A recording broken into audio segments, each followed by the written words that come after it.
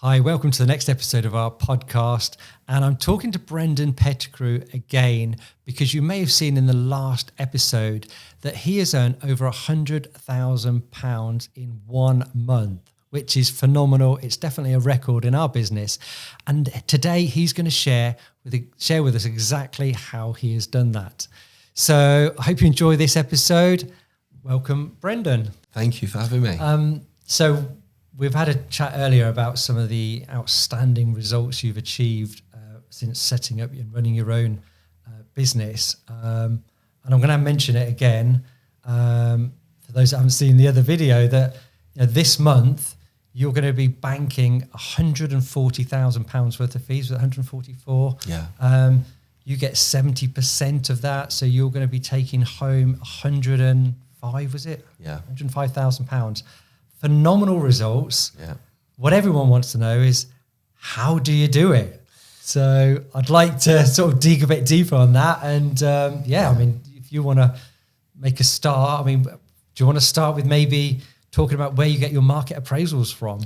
I'll probably start a bit before that. Yeah, go. Yeah, if that's okay. So I think first of all, you need to have I've been doing business plans for decades, really. So you need to have a clear plan.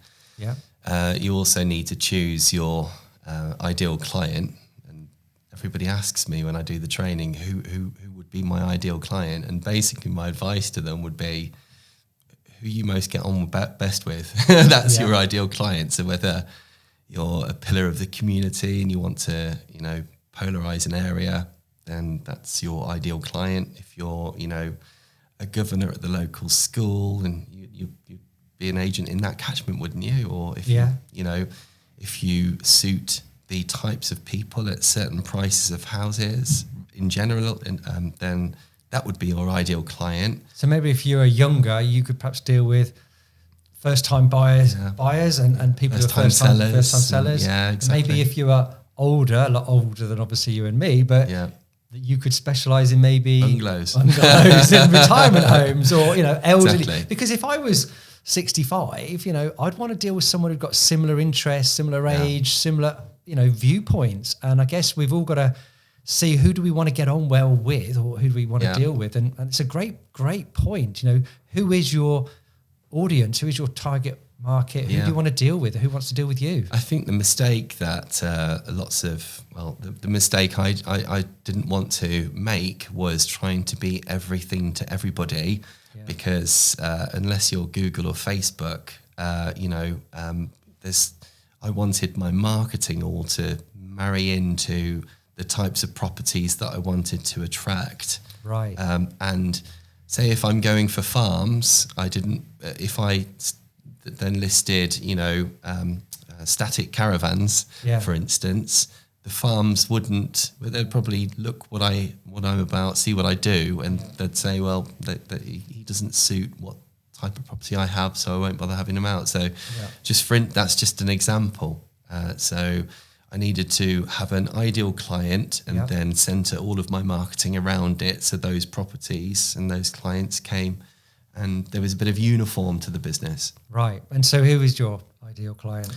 I list properties over 400,000 in Leamington, Kenilworth, Warwick, and Stratford, Knowle, and basically Warwickshire. Yeah. So, and the reason I cornered that sort of market was because I'd bought all this tech when I first started the business, like the Matterport virtual reality camera, quite expensive virtual reality setup there.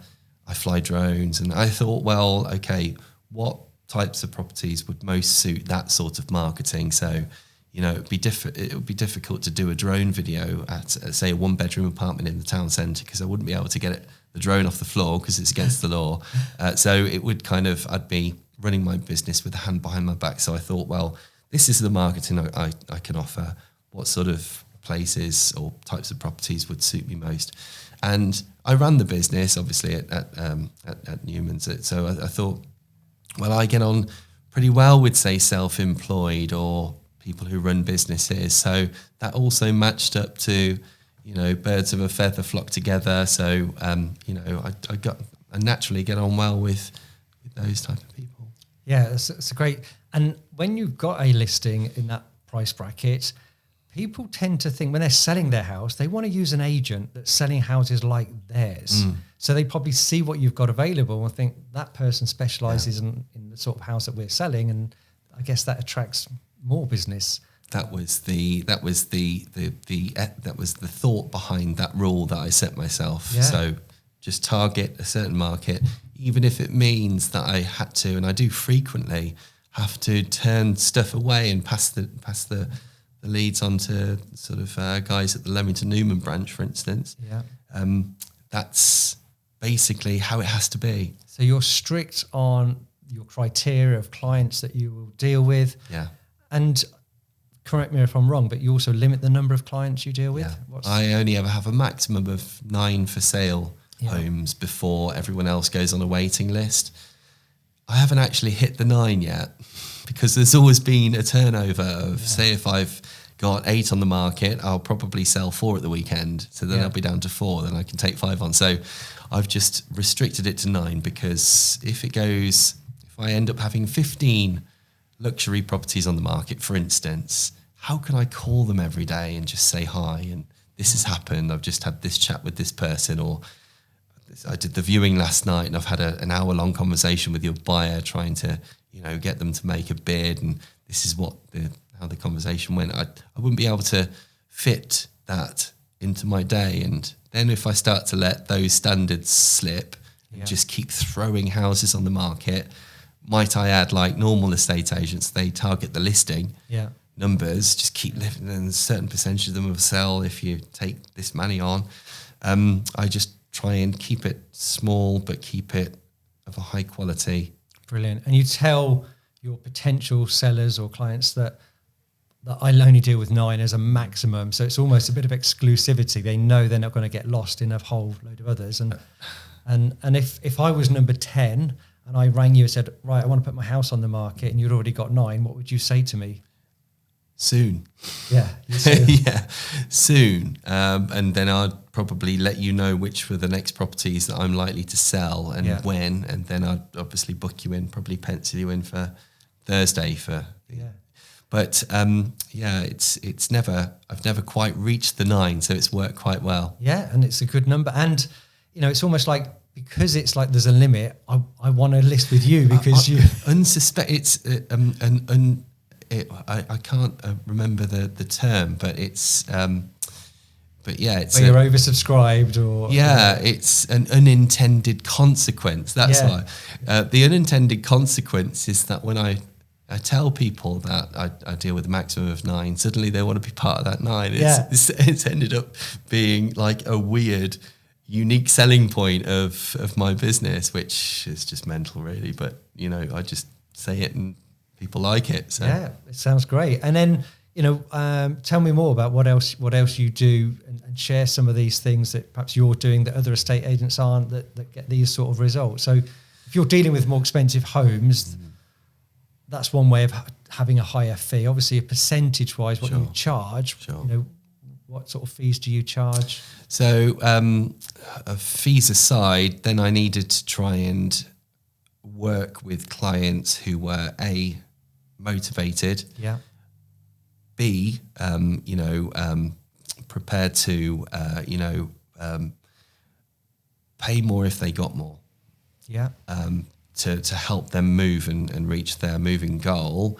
So those people, I decided, were the properties that were currently on the market with other estate agent. Right. So I call it my magic 200. So I got 200 properties, which I would frequently update on the market. I would share with them, say, leaflets where I'd sold properties in their neighbouring streets. I'd write to them and just say, look, give them a good news story of a success of a home that was previously on with another estate agent. Didn't sell it then, changed it over to me, and I actually sold it for more than what the other estate agent couldn't have done in the 6 months that they had it. And it becomes kind of... I have 200 pen pals out there, if you like. So that's and I could run a business like that, to be honest, in second wave listings, I call them, where they've been on the market. They're not messing around now. They want to change agents. They wouldn't waste another 3 hours of their life if they weren't serious about moving. And they really want to sort of embrace something new from someone else who's getting the results that maybe some agents aren't. Yeah.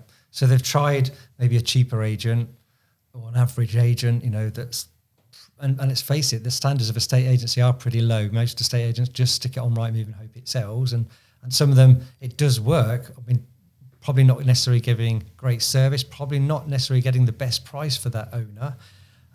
So they're coming to you and they're probably more motivated. They've realised, right, we need to get this sold now. We're not getting the results. Brendan, what can you do? So what are you doing differently? What am I doing differently? I mean, one of my homes, which is exchanging this month, the launch alone basically cost nearly £10,000 to me. Wow. To just launch it, basically, with 30,000 leaflets, 147,000 video views on my sponsored Facebook ad campaign. Wow.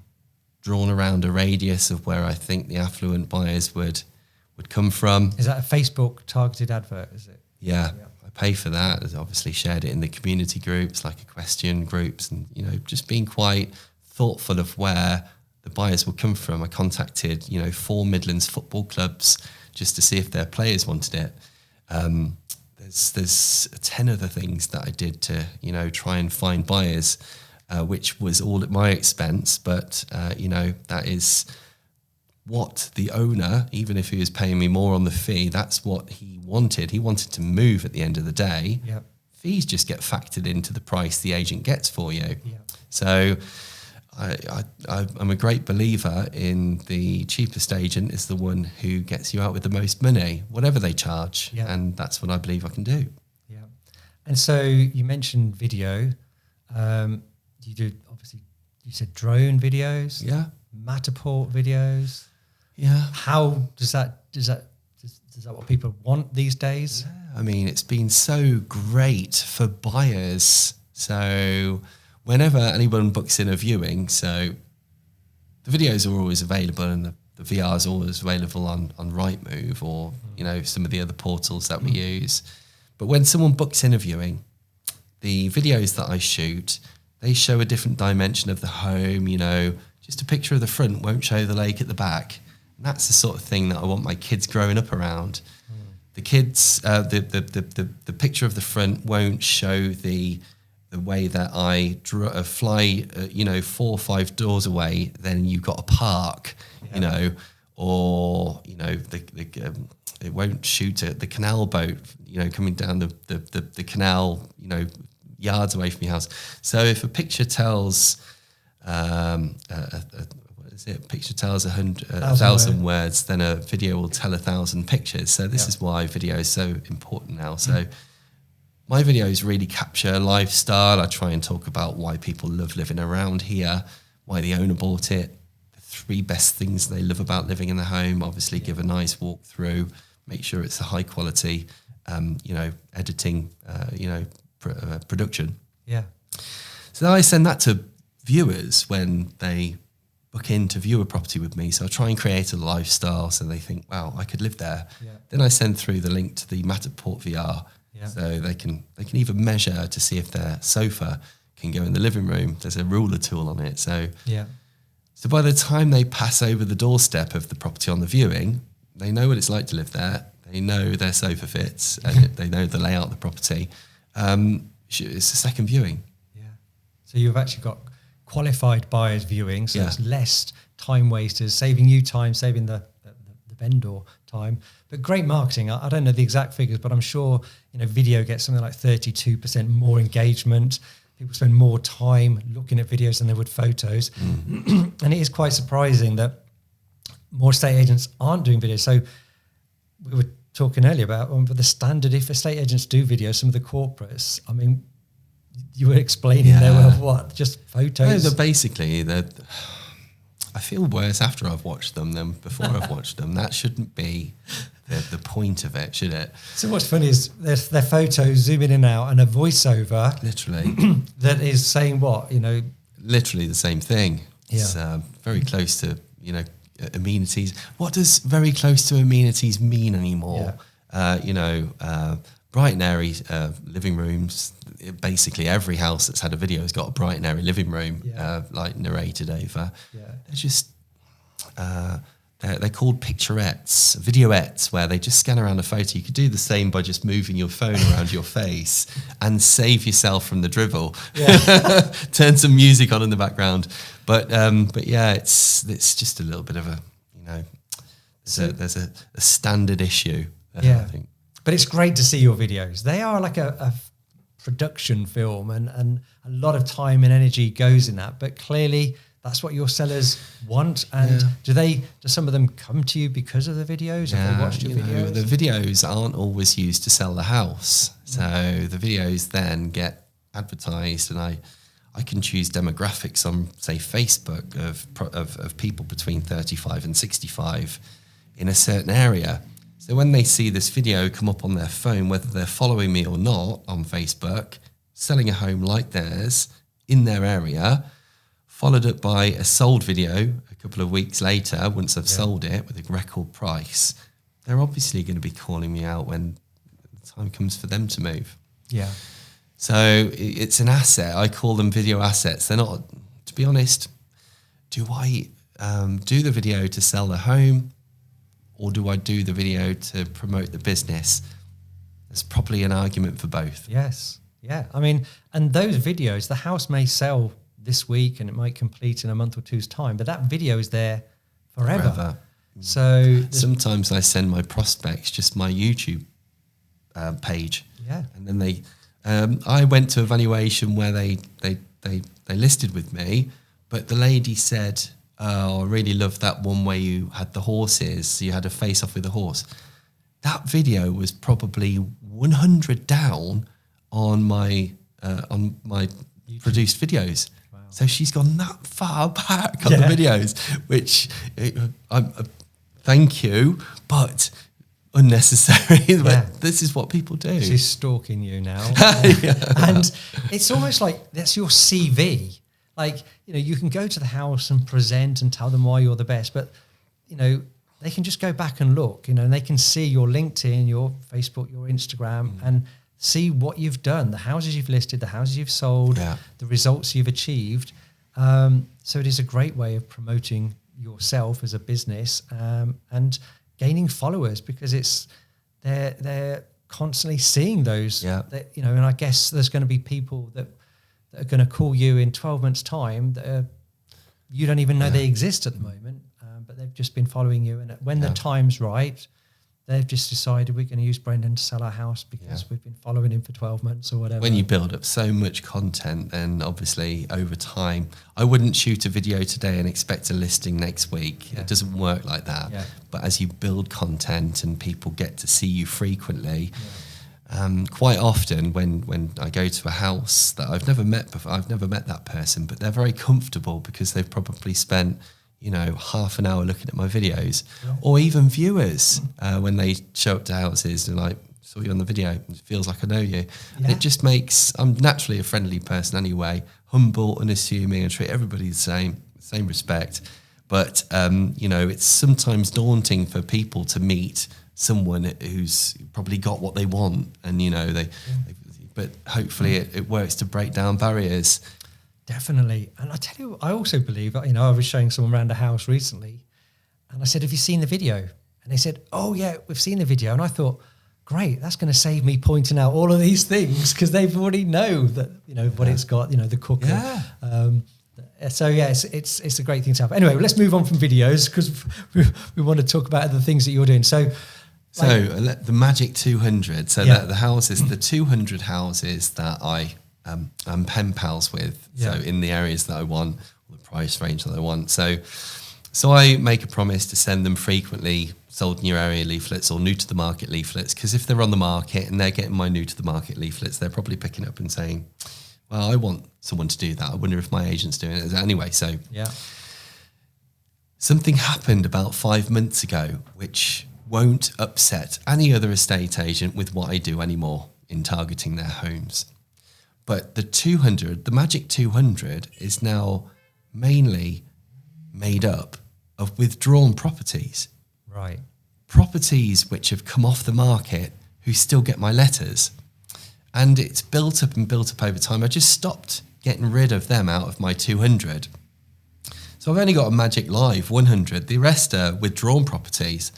But what made me stop deleting those withdrawn properties who've come off the market was a few of them kept calling me to say, I want to put my property back on the market.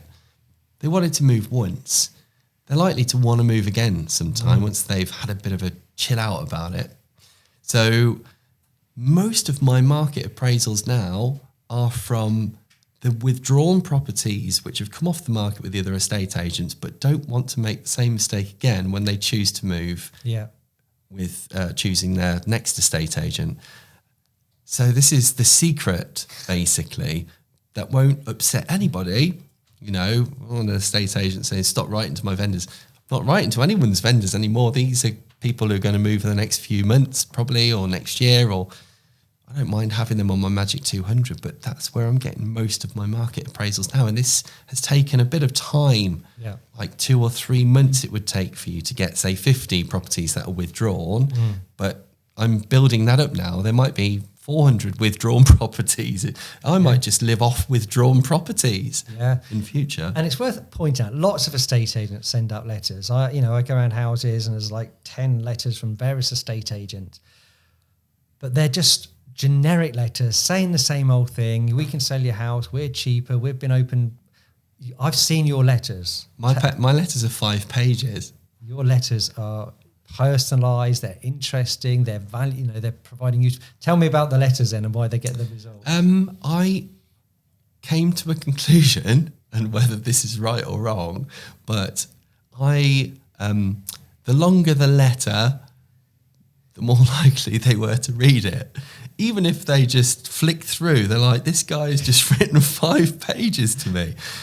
Whether or not I'm trying to go for a more educated client or whatever, and if you give them something that's not your normal crap, like I see your properties on the market with this one, and we've got waiting buyers and all that crap that they get 10 times a day through the post, just straight file it under B.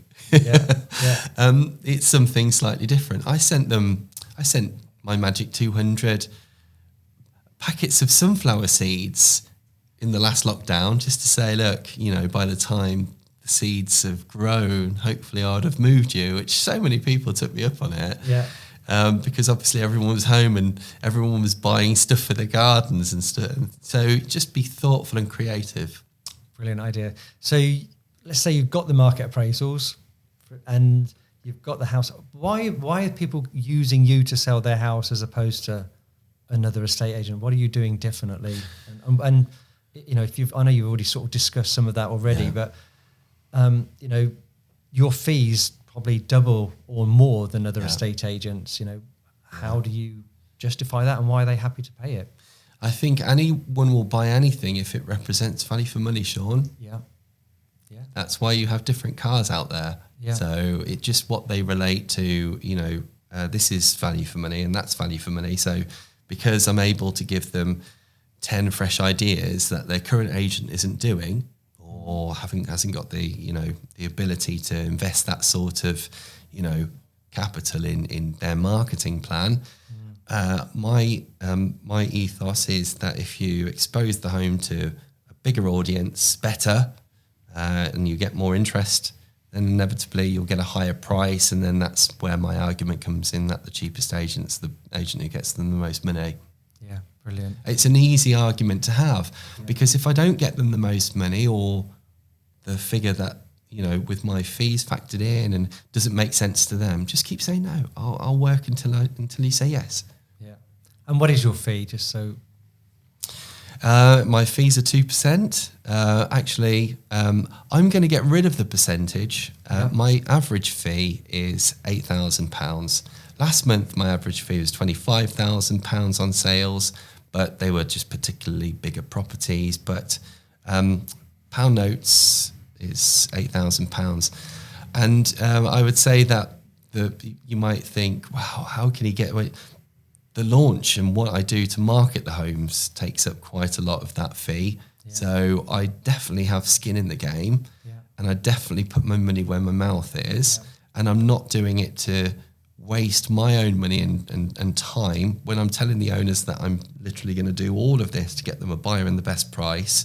They can see what they're investing in, but it's me first who's investing in it, and them later once I get them the result that they want. No, that's great. And what about getting the sales through to exchange? Because that's a big issue for a lot of agents and conveyancers at the moment. What do you do to get your sale agreed, get it over the line? Oh, this has always been it's a love it or hate it scenario with estate agents, the sales chasing. And I've forced myself to love it over the years, because there's no other way to, obviously you've got to mobilise and organise all these people, the clients, the surveyors, the solicitors, the mortgage advisors. You've got to be the guy who stitches everything together. Then I had a eureka moment. Maybe 2 years ago now, I thought, well, okay, so I'll show the viewer around on my own. They won't meet the owner. They'll agree the sale of the house. They'll love it. I think that the buyer and the seller would be quite like-minded people, because, they're buying and selling quite a certain type of property. So then I'd book them in for a coffee, on Sunday morning after, where I'd make an excuse to the buyer to say the owner really wants to meet you to show you how the central heating works and, how the coffee machine works. And then I'd phone the owner to say, the buyer, he's got loads of questions to ask about the property. Is it all right to have, say, a coffee on Sunday? Yeah. Secretly and schemingly, I just want them to meet and get on, because they will. I make that call. Sometimes I don't let them, But if I think that there'll be a clash of personality, but generally it's just really good to get them having a coffee. Once they've had the coffee, they've inevitably got on really well because I've made the right call. Then I put them into a WhatsApp group. So the buyers and the sellers are in a WhatsApp group with me and my sale progressor. Quite often the buyer's financial advisor.